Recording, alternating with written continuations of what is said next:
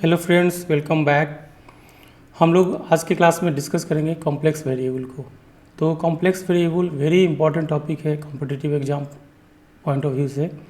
तो आज की क्लास में हम लोग डिस्कस करेंगे कॉम्प्लेक्स वेरिएबल के बारे में। तो इससे पहले हम लोग ने अर्लियर क्लासेस में पढ़ा होगा कॉम्प्लेक्स नंबर को, जहाँ पे z equals to x plus i y हम लिखते हैं। यहाँ पे हम देखेंगे कॉम्प्लेक्स वेरिएबल को कि कॉम्प्लेक्स वेरिएबल क्या है। तो कॉम्प्लेक्स वेरिएबल चैप्टर में जो हम डिस्कस करेंगे आज के क्लास में, हम लोग जो इस सीरीज में हम लोग कॉम्प्लेक्स वेरिएबल के लेक्चर सीरीज में जो डिस्कस करेंगे वो होगा, फर्स्ट टॉपिक होगा हमारा कि एनालिटिसिटी देखना कि कोई फंक्शन एनालिटिक है कि नहीं। तो फर्स्ट हम लोग डिस्कस करेंगे एनालिटिसिटी के बारे में, फिर डिस्कस करेंगे हम कॉम्प्लेक्स इंटीग्रेशन के बारे में।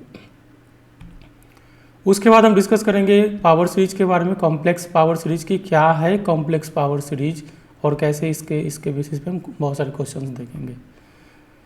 फिर हम देखेंगे जीरोज कि क्या है जीरोज और types of singularities, types of poles, ये सब हम देखेंगे। और फाइनली जो डिस्कस करेंगे वो हमारा होगा रेजिड्यूज के बारे में कि व्हाट इज़ रेजिड्यू और कैसे हम रेजिड्यू कैलकुलेट कर सकते हैं, क्या तरीका है कि हम रेजिड्यू कैलकुलेट कर सकते हैं। तो कॉम्प्लेक्स वेरिएबल में ये 5 इंपॉर्टेंट टॉपिक्स है जो हम लोग डिस्कस करेंगे इस लेक्चर सीरीज में। तो स्टार्ट करते हैं वेरी फर्स्ट टॉपिक जो कि है एनालिटिसिटी से।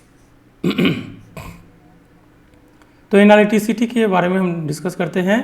तो इस एनालिटिसिटी में हम अराउंड 4 मॉड्यूल्स डिस्कस करेंगे, 4 टाइप के एनालिटिसिटी की बात करेंगे। Module 1, module 2, module 3 and module 4।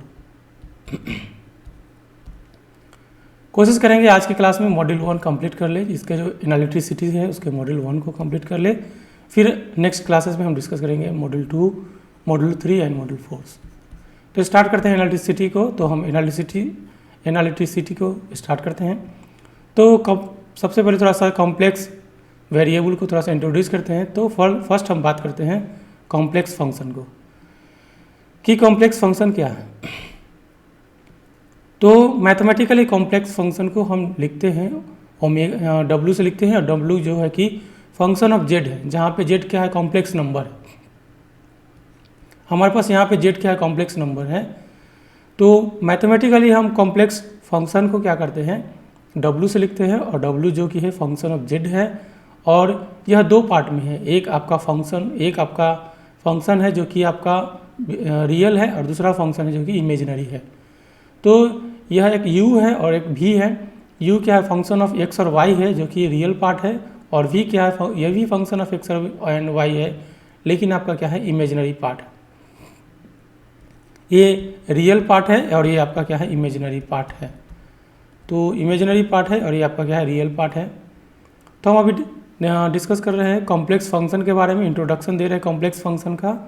तो इस चैप्टर में हम बहुत ही ज़्यादा न्यूमेरिकल सॉल्व करेंगे, थ्योरेटिकल बहुत जो इंपॉर्टेंट पॉइंट्स है उसको डिस्कस करते हुए हम लोग जितना हो सकता है मैक्सिमम न्यूमेरिकल प्रैक्टिसेस करेंगे, तो वो हमारे लिए बहुत इंपॉर्टेंट है। तो अभी हमने डिस्कस किया कॉम्प्लेक्स फंक्शन को। कॉम्प्लेक्स फंक्शन क्या है कि एक फंक्शन होगा जो कि फंक्शन ऑफ Z होगा, फंक्शन ऑफ कॉम्प्लेक्स नंबर होगा। यह भी जो यहाँ पे कॉम्प्लेक्स फंक्शन है वो 2 पार्ट में होगा, एक आपका रियल फंक्शन होगा और दूसरा इमेजिनरी फंक्शन होगा। यहाँ पे जो रियल फंक्शन है वो function of x and y है, और इमेजिनरी फंक्शन जो है वो भी function of x and y। यहाँ हमने जो z लिखा है वो z हमारा कॉम्प्लेक्स नंबर है और इसको x प्लस आई वाई के फॉर्म में लिखते हैं। इन जनरल हमें पता है कॉम्प्लेक्स नंबर को x प्लस आई वाई के फॉर्म में लिखते हैं। तो आगे डिस्कस करते हैं कि यहाँ जो आपका फंक्शन है कॉम्प्लेक्स फंक्शन है उसमें जो u एंड v है, आपका जो कॉम्प्लेक्स फंक्शन है उसमें जो u एंड v है यह क्या करता है, कुछ ही रीमान जो इक्वेशन है उसको सेटिस्फाई करता है। ये जो कॉची रीमान इक्वेशन है उसको ये सेटिस्फाई करेगा। तो क्या कॉची रीमान इक्वेशन है उसको हम डिस्कस करेंगे, और कैसे ही इसको सेटिस्फाई करेगा उसके बारे में हम बात करेंगे अभी। तो कॉची रीमान इक्वेशन क्या डिस्कस करेंगे और उसका क्या कैसे कंडीशंस क्या है वो हम अभी बात करेंगे।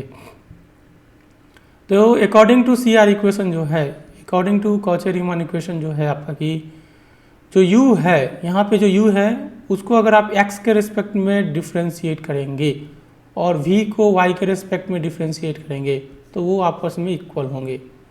यानी कि differentiation of u with respect to x and differentiation of v with respect to y, they are equal. ये आपका अकॉर्डिंग टू कॉची-रीमान इक्वेशन है। ये आपका partial differentiation of u with respect to x and partial differentiation of v with respect to y आपस में equal होगा। ये according to CR equation है, ये अकॉर्डिंग टू कॉची-रीमान इक्वेशन है। ये फर्स्ट क्राइटेरिया है कॉची-रीमान इक्वेशन का। दूसरा क्राइटेरिया है कि differentiation of Vx, differentiation of v with respect to x equals to differentiation of u with respect to y with negative sign. तो ये दो कंडीशन है कॉची-रीमान इक्वेशन का। तो यहाँ पे जो u है और v है, यहाँ पे जो u है और v है, यह दोनों कॉची-रीमान इक्वेशन को सेटिस्फाई करेगा। ये हमने यहाँ पे मेंशन कर दिया है। तो मैथमेटिकली जो कॉम्प्लेक्स फंक्शन होगा वो कॉची-रीमान इक्वेशन को क्या करेगा, सेटिस्फाई करेगा। कुछ और पॉइंट्स डिस्कस करते हैं आगे। तो यहाँ पे जो u है v है, या differentiation of u with respect to x है, uy है, vx है, vy है, ये सारा का सारा क्या है कि हमेशा क्या है, कंटिन्यूअस है। ये क्या है, हमेशा क्या होगा, कंटिन्यूअस होगा। ये डिसकंटिन्यूअस होगा, इसकी कोई बात ही नहीं है, ये हमेशा कंटिन्यूअस होगा। तो यहाँ पे जो फंक्शन ऑफ z है वो u प्लस iv है और यह एक क्या है, एनालिटिक फंक्शन है। यह एक क्या है, आपका एनालिटिक फंक्शन है। तो कोई फंक्शन एनालिटिक है या नहीं है वो कैसे पता चलेगा? अगर वो फंक्शन CR इक्वेशन को सेटिस्फाई करेगा तो हम बोलेंगे कि हमारा फंक्शन जो है वो एनालिटिक है, और नहीं तो ये फंक्शन एनालिटिक नहीं है। अगर कोई भी फंक्शन अगर आपका कोई भी फंक्शन अगर CR इक्वेशन को सेटिस्फाई करेगा, कॉची-रीमान इक्वेशन को सेटिस्फाई करेगा, तो हम बोलेंगे कि फंक्शन हमारा क्या है, एनालिटिक है, और नहीं तो हमारा क्या है, फंक्शन एनालिटिक नहीं है।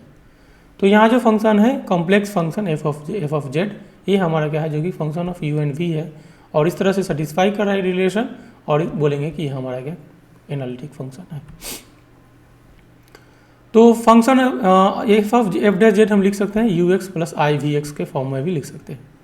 f डैश z को हम लिख सकते हैं ux प्लस आई वी एक्स, और इसको हम आगे यूज भी करेंगे। f ऑफ z अगर u प्लस आई वी है, जो कि एनालिटिक फंक्शन है, तो f डैश z को हम लिख सकते हैं ux प्लस आई वी एक्स। ये बहुत इंपॉर्टेंट है, हम इसको आगे यूज करेंगे जब हम क्वेश्चन करेंगे। तो कुछ इंपॉर्टेंट पॉइंट्स जो हमने डिस्कस किया अभी यहाँ पे, तो जो भी इंपॉर्टेंट पॉइंट्स है कि कॉम्प्लेक्स फंक्शन है यहाँ पे, जो कि फंक्शन ऑफ u एंड जो कि है u प्लस आई वी होगा, जहाँ u रियल पार्ट है और v क्या है, इमेजिनरी पार्ट है उस फंक्शन का। बट u और v दोनों क्या है, आपका function of x and y है। z यहाँ पे कॉम्प्लेक्स नंबर है। u और v जो है वो CR इक्वेशन को सेटिस्फाई करेगा, और CR इक्वेशन को जो सेटिस्फाई करेगा उस फंक्शन को हम बोलेंगे कि एनालिटिक फंक्शन है। तो यहाँ पे f ऑफ z हमारा क्या एनालिटिक फंक्शन है, और अगर f of z analytic function है तो f डैश z हम लिख सकते हैं ux प्लस आई वी एक्स। ये इंपॉर्टेंट कुछ पॉइंट्स हैं, हमने डिस्कस किया। फिर आगे चलते हैं, हम कुछ और पॉइंट डिस्कस करते हैं। तो अगर हम CR इक्वेशन को पोलर फॉर्म में अगर डिस्कस करना चाहें, ये पोलर फॉर्म है, पोलर फॉर्म में अगर हम डिस्कस करना चाहेंगे तो CR इक्वेशन जो पोलर फॉर्म में हो जाएगा आपका, वो UR equals to 1/r v theta होगा। पोलर फॉर्म में हो जाएगा UR equals to 1/r v theta और VR equals to -1/r u theta. ये बहुत ही इंपॉर्टेंट है। बहुत टाइम्स क्या होगा, हमारे पोलर फॉर्म दिया होंगे, कार्टेशियन फॉर्म ना देके पोलर फॉर्म अगर दिया हुआ है तो हमें पोलर फॉर्म में यूज करना होगा, और यहाँ पे बहुत ही इंपॉर्टेंट है। तो UR जो होगा वो आपका 1/r v थीटा होगा, ये CR इक्वेशन है, और VR जो होगा -1/r u थीटा, जहाँ पे u क्या है, फंक्शन ऑफ r थीटा है, और v क्या है, फंक्शन ऑफ r थीटा है। u v क्या है, यह दोनों फंक्शन ऑफ r और थीटा है, और v क्या है, फंक्शन ऑफ r और थीटा है। जैसे आपका कार्टेशियन इक्वेशन में, कार्टेशियन फॉर्म में वो function of x and y था, यहाँ पे function of r and theta. तो इनके पोलर फॉर्म में जो हो जाएंगे CR इक्वेशन का UR equals to 1/r v theta, बहुत इंपॉर्टेंट, और VR जो हो जाएगा -1/r u थीटा हो जाएगा। और यहाँ से हम अगर f डैश z लिखना चाहेंगे तो UR प्लस i की जगह यहाँ पे हमने j यूज कर लिया है, j VR, e to the power minus j theta, ये आपका एफ डैश जेड आपका हो जाएगा कि differentiation of u with respect to r plus j differentiation of v with respect to r into e to the power minus j theta. तो ये उसका polar form था। इससे पहले हमने देखा कार्टेशियन फॉर्म को, अभी देखा हमने पोलर फॉर्म को। कुछ और पॉइंट्स आगे डिस्कस करते हैं। तो फर्स्ट मॉडल स्टार्ट करते हैं। हम इसमें 4 मॉडल्स डिस्कस करेंगे एनालिटिसिटी में, कि 4 मॉडल्स डिस्कस करेंगे और देखेंगे कि क्या है। तो फर्स्ट मॉडल हम स्टार्ट करते हैं। फर्स्ट मॉडल में कि test whether the function is analytic और नॉट। कोई गिवन फंक्शन होगा जिसको हमें टेस्ट करना है कि एनालिटिक है कि नहीं है, उसको हम देखते हैं। फर्स्ट मॉडल में स्टार्ट करते हैं। तो एक फंक्शन है हमारे पास, फंक्शन दिया हुआ है, उसको देखना है कि यह फंक्शन जो है वो एनालिटिक है कि नहीं है, उसका डिस्कशन करेंगे हम लोग। तो फंक्शन है, उसका 2 पार्ट है। कि यू फंक्शन है तो यहाँ पे हम उसको यू मान लेंगे और जो आपका इमेजिनरी पार्ट है उसको वी मान लेंगे। तो ये रियल पार्ट हमारा यू हो जाएगा और इमेजिनरी पार्ट वी होगा। तो यू इक्वल टू हो जाएगा ई to the power x cos Y हो जाएगा और V equal to minus E to the power x sine Y, क्योंकि हम कंपेयर करेंगे यू प्लस आई वी से। u प्लस आई वी से कंपेयर करेंगे तो u की जगह E to the power x cos Y है और v की जगह minus E to the power x sine Y है। तो यहाँ से हम देखेंगे कि क्या यह फंक्शन एनालिटिक है कि नहीं है। तो एनालिटिक चेक करने के लिए हम क्या करेंगे, देखेंगे कि वो कॉची रीमान इक्वेशन को सेटिस्फाई कर रहा है कि नहीं है। अगर आपका कॉची रीमान इक्वेशन सेटिस्फाई हो रहा है तो बोल देंगे कि वो हमारा फंक्शन एनालिटिक है। अगर सेटिस्फाई नहीं कर रहा है तो हम बोल देंगे कि एनालिटिक नहीं है। कॉची रीमान इक्वेशन का 2 पार्ट है। हम देखेंगे कि दोनों पार्ट सेटिस्फाई हो रहा है कि नहीं हो रहा है। केवल एक पार्ट सेटिस्फाई होगा, दूसरा पार्ट सेटिस्फाई नहीं होगा तो फंक्शन आपका एनालिटिक नहीं होगा। तो यहाँ से हम देखते हैं एफ ऑफ जेड क्या है। हम इससे कंपेयर किए f of z equals to u plus I we से, तो कंपेयर करके देखा तो ये हमारे पास क्या हो गया, जो u का टर्म आया E to the power x cos pi आया और v का टर्म क्या आ जाएगा minus E to the power x sine Y आ गया। तो यहाँ से फंक्शन को हम डिफ्रेंशिएट करेंगे विथ रिस्पेक्ट टू एक्स। तो u को डिफ्रेंशिएट करेंगे विथ रिस्पेक्ट टू x। तो यहाँ से E to the power x का differentiation E to the power x हो जाएगा और कॉस वाई वैसे ही रह जाएगा, कांस्टेंट हो जाएगा। जब इसको y के टर्म में डिफ्रेंशिएट करेंगे तो ये क्या हो जाएगा आपका e to the power x तो वैसे ही रह जाएगा आपका, और कॉस वाई का डिफ्रेंशिएशन माइनस साइन हो जाएगा, माइनस साइन वाई हो गया। तो ये differentiation E to the power u का होगा। फिर हम इसी तरह से डिफ्रेंशिएशन करेंगे v का। तो v का डिफ्रेंशिएशन करेंगे तो differentiation with respect to x देखेंगे।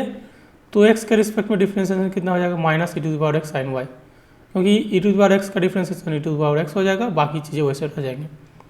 वहीं हम जब इसको y के रिस्पेक्ट में डिफ्रेंशिएट करेंगे तो ये क्या हो जाएगा, साइन का डिफ्रेंशिएशन कॉस हो जाएगा और यहाँ से देखिए कॉस वाई हो गया minus E to the power x हो गया। अगर u to the power x और v equals to v to v u x equals to v y है तो हम बोलेंगे कि हमारा क्या है, सी आर इक्वेशन सेटिस्फाई हो रहा है। यू एक्स कितना है यहाँ पे e to the power x cos y और यहाँ पे वी वाई कितना है minus E to the power x sine cos y. तो दोनों इक्वल है नहीं है। तो यहाँ पे u x v y equal नहीं है। यहाँ पे क्या है, u x is not equal to v y. दूसरा कंडीशन है कि वी एक्स जो होना चाहिए वो माइनस यू वाई होना चाहिए। वी एक्स कितना है, वी एक्स यहाँ पे है minus E to the power x sine y और माइनस यू वाई क्या हो जाएगा प्लस हो जाएगा ई to the power x sine y. तो दोनों इक्वेशन सेटिस्फाई नहीं हो रहा है। कोई एक भी सेटिस्फाई नहीं होता तो हम बोल देते हैं कि फंक्शन हमारा क्या है, एनालिटिक नहीं है। तो यहाँ से कह सकते हैं कि फंक्शन इज नॉट एनालिटिक। तो यहाँ पे हमने डिस्कस किया कि फंक्शन हमारा एनालिटिक नहीं है। क्यों नहीं है एनालिटिक, क्योंकि फंक्शन ने क्या किया है कि ये जो फंक्शन का 2 पार्ट्स है वो सी आर इक्वेशन को सेटिस्फाई नहीं किया है, तो इसलिए फंक्शन क्या है, एनालिटिक नहीं है। तो आगे डिस्कस करते हैं कुछ और पॉइंट्स को। तो कुछ और क्वेश्चन देखते हैं कि नेक्स्ट क्वेश्चन हमारे पास कि e to the power x cos y plus i e to the power x sine y. तो यहाँ पे u क्या हो जाएगा, ई to the power x cos Y हो जाएगा और v क्या हो जाएगा, ई to the power x sine y हो जाएगा। अगर हम इसको कंपेयर करेंगे f of z equals to u plus I we से, तो u का वैल्यू ये हो जाएगा और v का वैल्यू इतना हो जाएगा। यहाँ पे डिफ्रेंशिएशन ऑफ u करेंगे with respect to x and y, तो ये आपका x के रिस्पेक्ट में डिफ्रेंशिएशन इतना होगा और y के डिफ्रेंशिएशन में माइनस हो जाएगा। y के रिस्पेक्ट में क्या हो जाएगा, ई to the power x cos y का differentiation minus sine y. Again v को डिफ्रेंशिएट करेंगे विथ रिस्पेक्ट टू x और विथ रिस्पेक्ट टू y। तो x के रिस्पेक्ट में डिफ्रेंशिएट करेंगे तो इतना हो जाएगा, और y के रिस्पेक्ट में डिफ्रेंशिएट करेंगे तो इतना होगा। यहाँ देखेंगे कि ux equals to v y हो रहा है, ux का वैल्यू जो है और vx का वैल्यू जो वी वाई का जो है सेम है, तो यहाँ पे ux और वी वाई आपस में क्या है, इक्वल है, तो बोल सकते हैं कि ये फंक्शन हमारा क्या है, एनालिटिक है।